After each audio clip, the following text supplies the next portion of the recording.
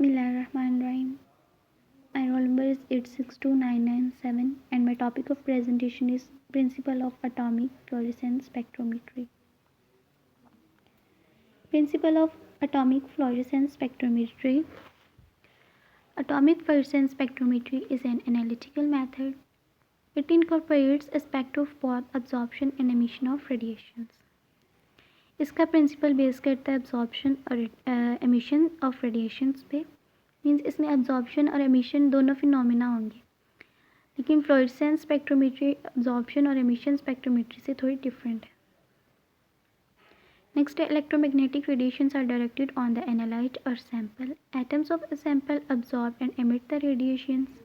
Atom of sample move to excited state from ground state to excited state.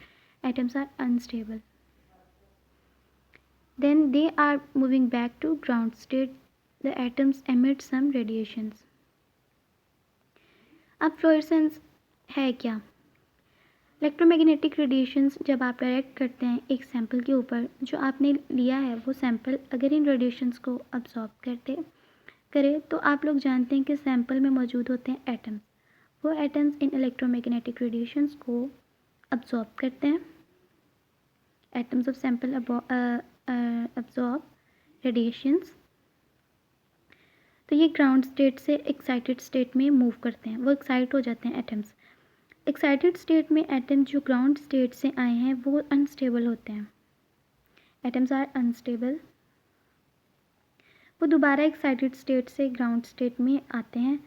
तो जब ये excited state से ground state में आ रहे होते हैं तो ये इलेक्ट्रोमैग्नेटिक रेडिएशंस को एमिट करते हैं। ये एमिटेड इलेक्ट्रोमैग्नेटिक रेडिएशंस विजिबल और इनविजिबल स्पेक्ट्रम के होते हैं। ये मैकेनिज़्म, इस मैकेनिज़्म को हम बोलते हैं फ्लोरेसेंस। वेरी सिंपल कि इलेक्ट्रोमैग्नेटिक रेडिएशंस है, जब मैटर के ऊपर उसको डायरेक्ट किया जाता है तो ये रेज इलेक्ट्रोमैग्नेटिक रेडिएशंस को अब्जॉर्ब करते हैं और फिर एमिट करते हैं। इस तरह की स्पेक्ट्रोस्कोपी जिसमें अब्जॉर्प्शन भी हो रही है और एमिशन भी हो रही है उसे फ्लोरेसेंस स्पेक्ट्रोमेट्री कहते हैं। इसका मेन प्रिंसिपल है अब्जॉर्बेंस है और एमिशन है। इसमें अब्जॉर्प्शन और एमिशन होती कैसे हैं? इस केस में स्पेसिफिक इंटेंसिटी की वेवलेंथ यूज़ की जाती है और वो जो एनालाइट है जिसकी डिटर्मिनेशन हो रही है वो क्या करेगा, वो मूव करेगा एक्साइटेड स्टेट में और अब्जॉर्ब करेगा शॉर्ट वेवलेंथ को और जिसकी एनर्जी हाई होगी। अब जो शॉर्ट वेवलेंथ को अब्जॉर्ब किया है और एनर्जी ज़्यादा है, अब्जॉर्बेंस हुई है वहाँ पे, मींस कि वो एटम्स अनस्टेबल हैं और एक्साइटेड स्टेट में हैं, ग्राउंड स्टेट से एक्साइटेड स्टेट में गए हैं। अब वो जो एटम्स हैं सैंपल के जो एक्साइट हुए हैं वो अनस्टेबल हैं, वो मूव करेंगे बैक ग्राउंड स्टेट, यानी कि बैक ग्राउंड स्टेट में मूव करेंगे। जब वो मूव कर रहे होंगे उस दौरान एमिशन होगी। एमिशन बिल्कुल अब्जॉर्बेंस के ऑपोजिट है। एमिशन में क्या होगा, लॉन्गर वेवलेंथ होगी, एमिट होगी और एनर्जी कम होगी, यानी कि वो एटम स्टेबल हो जाएंगे। हाई एनर्जी अब्जॉर्बेंस वजह है एटम की अनस्टेबिलिटी की, जिसकी वजह से वो ग्राउंड स्टेट में मूव करेगा अगेन और एक्साइटेड स्टेट में आते हुए कुछ रेज सैंपल एमिट कर देगा।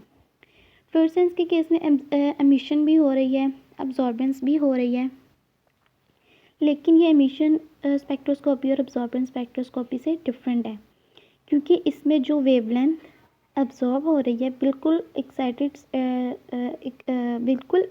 एग्जैक्ट वो वेवलेंथ एमिट नहीं हो रही।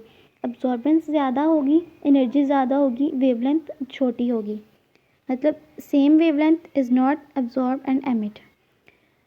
अब ये अब्जॉर्बेंस और एमिशन होगी कैसे फ्लोरेसेंस के केस में?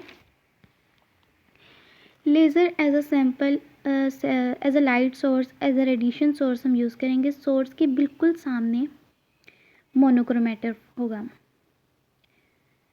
अब वो मोनोक्रोमेटर और लेज़र, मोनोक्रोमेटर में हम लेज़र को फॉरवर्ड करेंगे और मोनोक्रोमेटर फिल्टर करेगा इन रेडिएशंस को और भेज देगा सैंपल में, and sample absorb the radiation, these radiations.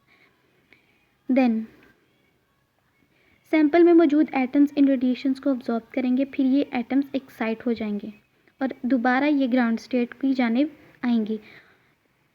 ये एक्साइट हुए और अनस्टेबल हैं एक्साइटेड स्टेट में, इसलिए ये ग्राउंड स्टेट में वापस आएंगे। फिर एक्साइटेशन की फिर एक न्यू टाइप की एक्साइटेशन करेंगे। Then atoms of sample are in excited state, atom back to ground state with high energy level to lower energy level.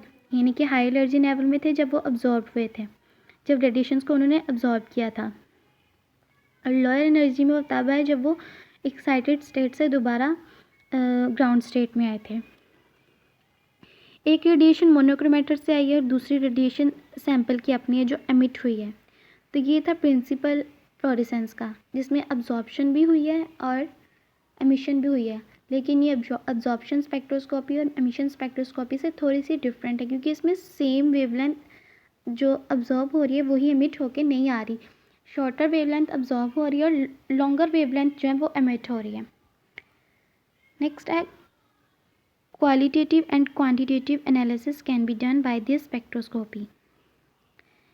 इस फ्लोरेसेंस स्पेक्ट्रोस्कोपी से हम क्वांटिटेटिव और क्वालिटेटिव दो तरह के एनालिसिस कर सकते हैं। मीन्स कंसंट्रेशन और different types of atoms in one sample, मतलब एक सैंपल में मौजूद डिफरेंट एटम्स को भी हम डिटर्मिन कर सकते हैं इस फ्लोरेसेंस स्पेक्ट्रोमेट्री से, और ये भी मालूम कर सकते हैं कि एक सैंपल की कंसंट्रेशन कितनी है। Thank you.